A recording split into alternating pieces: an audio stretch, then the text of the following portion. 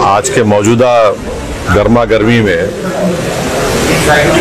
तमाम सियासी जमातें तारीख को भुला रही हैं और एक मंसूबाबंद तरीके से तारीख को मस्ख करके पेश कर रहे हैं। सच्चाई ये है कि 500 साल तक मुसलमान वहाँ पर उस मस्जिद में नमाज़ अदा की और जब जीबी पंत वजीर आला या मुख्यमंत्री थे उस जमाने में रात के अंधेरे में वहाँ पर मूर्तियाँ रखी गई। तो कानून ये कहता है 145 CRPC कि अगर मैं किसी के घर में कब्जा कर लिया तो आप उसको बंद करके निकाल देते। वो नहीं किया जीबी पंत ने। फिर वहाँ एक उस जमाने में एक डिस्ट्रिक्ट मजिस्ट्रेट होते थे, उनका नाम था नायर। नायर साहब ने मस्जिद को बंद कर दिया, मुसलमानों को आने से रोक दिया और फिर वही नायर साहब 1950s में जनसंघ के MP बने लोकसभा में। फिर ये सिलसिला चलता गया, मुसलमान तो महरूम हो गए इबादत से।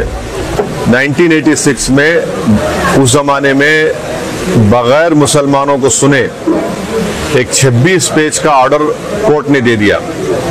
उस जमाने में कंप्यूटर नहीं था, 5-6 मिनट की सुनवाई में 26 पेज का ऑर्डर दे दिए। तो यानी पहले से टाइप शुदा ऑर्डर था।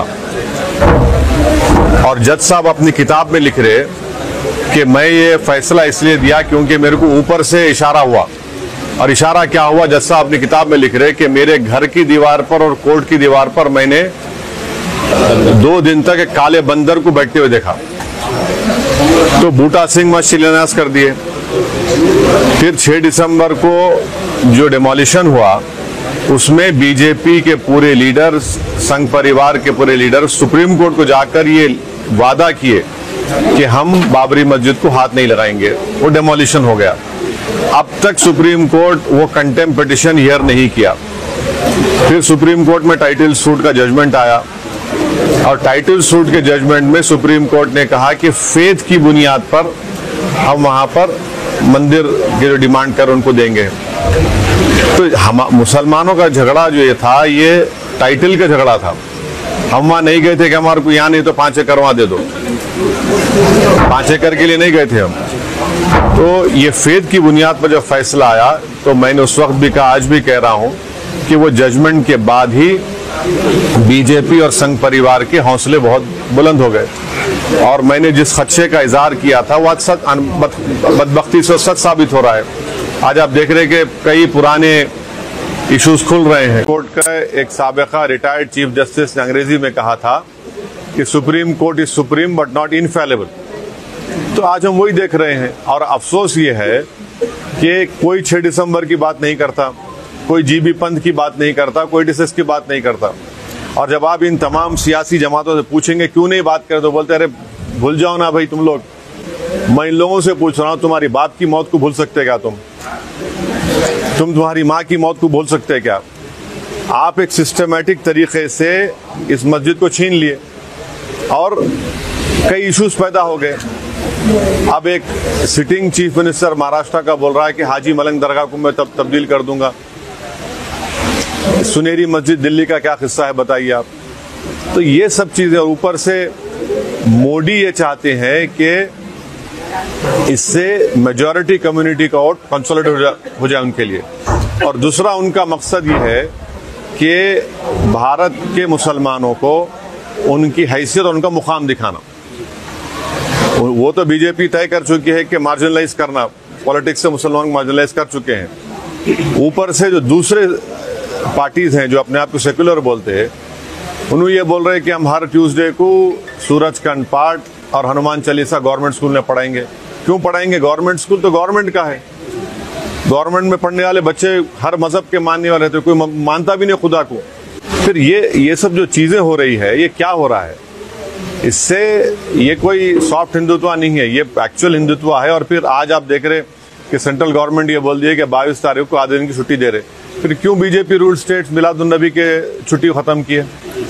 एक दस्तूरी ओहदे पर एक शख्स फायज है, उन्होंने फ्राइडे के दिन लंच ब्रेक कम कर दिए। आज NCLT बोल रहा है कि 22 तारीख के दिन आधे दिन छुट्टी दे रहे। तो ये क्या हो रहा है? ये आप, इस मुल्क का कोई मजहब नहीं है, ये मुल्क का कोई मजहब नहीं है। ये मुल्क हर मजहब को मानता नहीं, खुदा को मानता। आप ये बीजेपी क्या कर रही है फिर? सच्चाई ये है कि जब पार्लियामेंट का इफ्तिताह हुआ था तो प्राइम मिनिस्टर को नहीं करना चाहिए था, स्पीकर को करना चाहिए था, क्योंकि स्पीकर कस्टोडियन होता है। मगर प्राइम मिनिस्टर ऐसा है ना, हर चीज में वही दिखना चाहते।